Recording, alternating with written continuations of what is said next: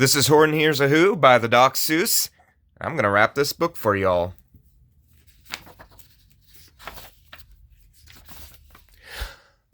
On the 15th of May, in the jungle of Newell, in the heat of the day, in the cool of the pool, he was splashing, enjoying the jungle's great joys when Horton the elephant heard a small noise.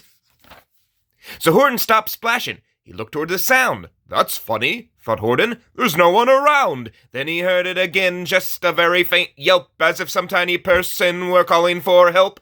I'll help you, said Horton. But who are you? Where? He looked and he looked. He could see nothing there but a small speck of dust blowing past through the air. I say, murmured Horton, I never heard tell of a small speck of dust that is able to yell. So you know what I think? Why I think that there must be someone on top of that small speck of dust, some sort of a creature of very small size, too small to be seen by an elephant's eye.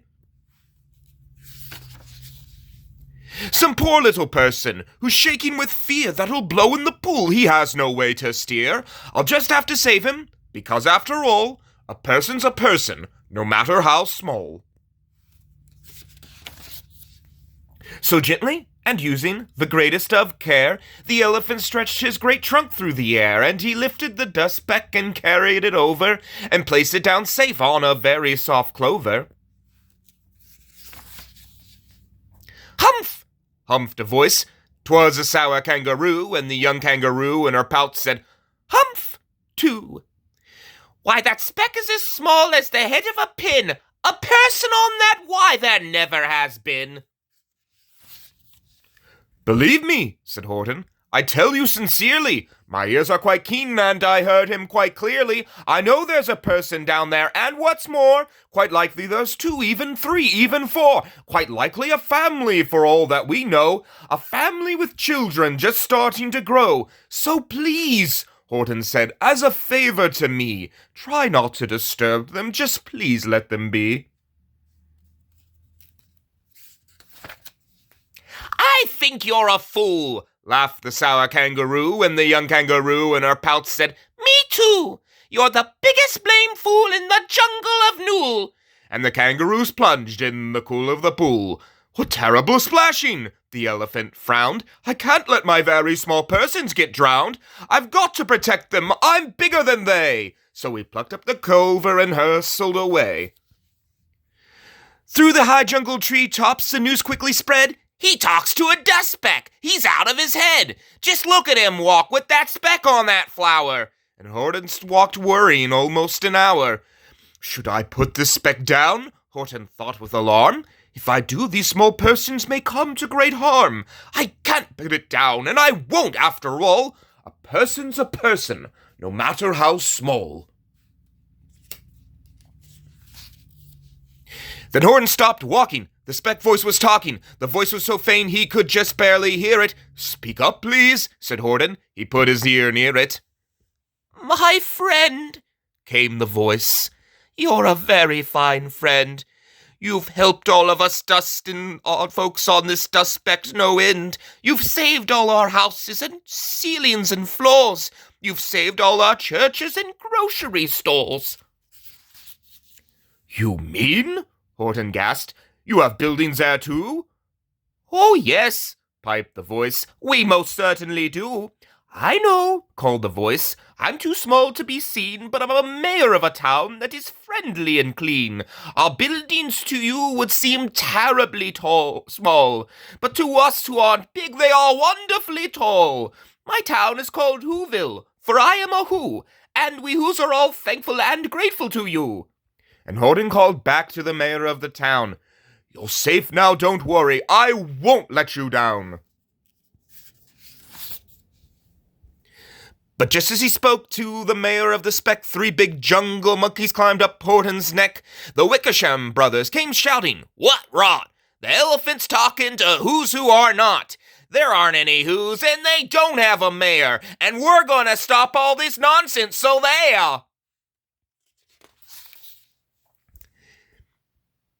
They snatched Horton's clover. They carried it off to a black autumn eagle named Bavadakoff, a mighty strong eagle of very swift wings, and they said, Will you kindly get rid of this thing? and before the poor elephant even could speak, that eagle flew off with the flower in his beak. All that late afternoon and far into the night, that black-bottomed bird flapped his wings in fast flight, while Horton chased after, with groans over stones that tattered his toenails and battered his bones, and begged, "Please don't harm all my little folks who have as much right to live as us bigger folks do." But far, far beyond him, that eagle kept flapping, and over his shoulders called back, "Quit your yapping, I'll fly the night through, I'm a bird, I don't mind it, and I'll hide this tomorrow, well, you'll never find it." And at 6:56 the next morning he did it. It sure was a terrible place that he hid it. He let that small clover drop somewhere inside of a great batch of clovers 100 miles wide. "Find that," sneered the bird, "but I think you will fail," and he left with a flip of his black-bottomed tail. "I'll find it," cried Horton. "I'll find it or bust. I shall find my friends on my small speck of dust." And clover by clover by clover with care, he picked up and searched them and called, "Are you there?" But clover by clover by clover, he found that the one that he sought for was not just around. And by noon poor old Horton, more dead than alive, had picked, searched, and piled up 9,005. Then on through the afternoon, hour after hour, till he found them at last on the 3,000,000th flower. "My friends," cried the elephant, "tell me, do tell. Are you safe? Are you sound? Are you whole? Are you well?" From down on the dust speck came the voice of the mayor. "We've really had trouble, much more than our share, when that black-bottomed birdie let go and we dropped. We landed so hard that our clops have all stopped. Our teapots are broken, our rocking chairs smashed, and our bicycle tires all blew up when we crashed. So Horton, please," pleaded the voice of the mayor, "will you stick by us who's as we're making repairs?" "Of course," Horton answered. "Of course I will stick. I'll stick by you small dukes through thin and through thick." "Humph!" humphed a voice.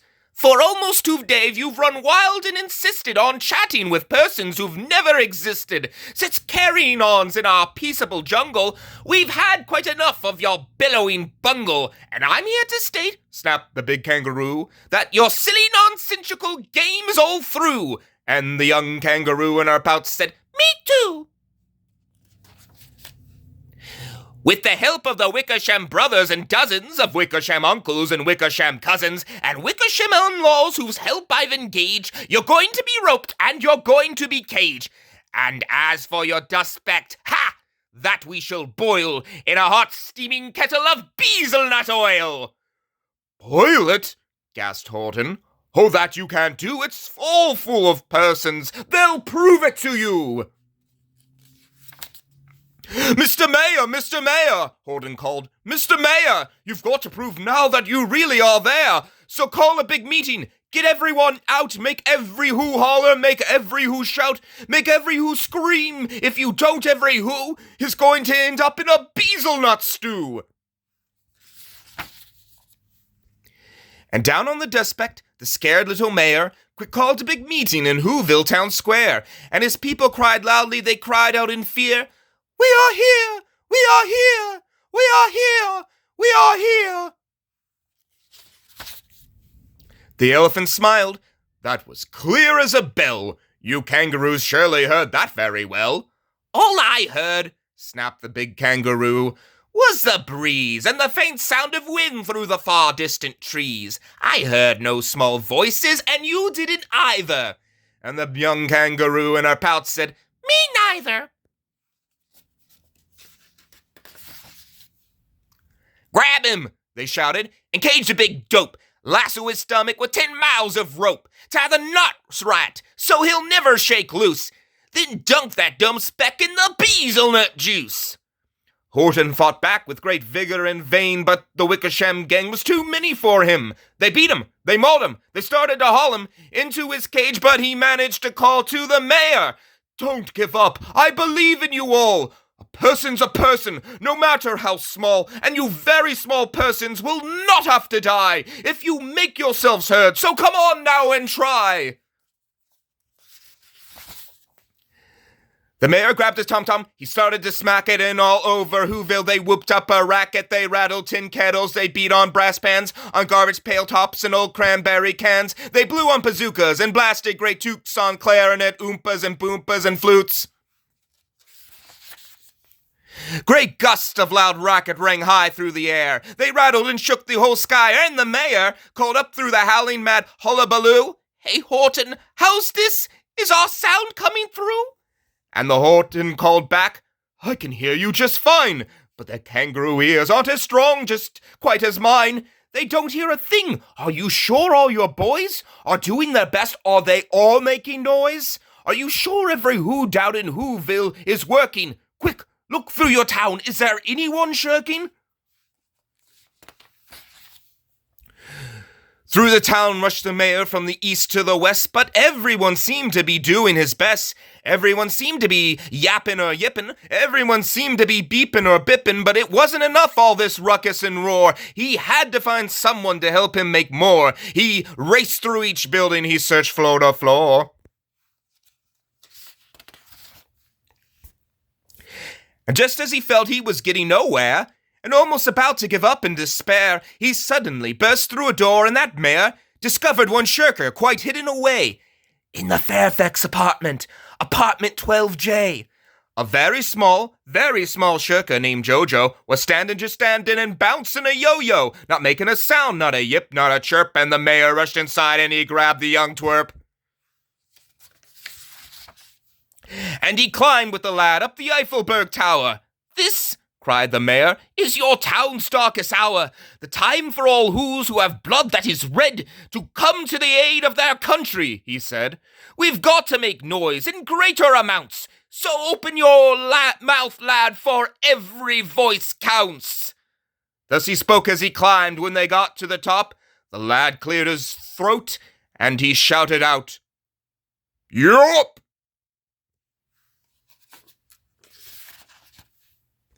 And that yop, that one all small extra yop put it over, finally at last from that speck on that clover. Their voices were heard, they rang out clear and clean, and the elephant smiled. "Do you see what I mean? They've proved they are persons, no matter how small, and their whole world was saved by the smallest of all." "How true, yes, how true," said the big kangaroo. "And from now on, you know what I'm planning to do? From now on, I'm going to protect them with you." And the young kangaroo in her pouch said, "Me too. From sun in the summer, from rain when it fallish, I'm going to protect them, no matter how smallish."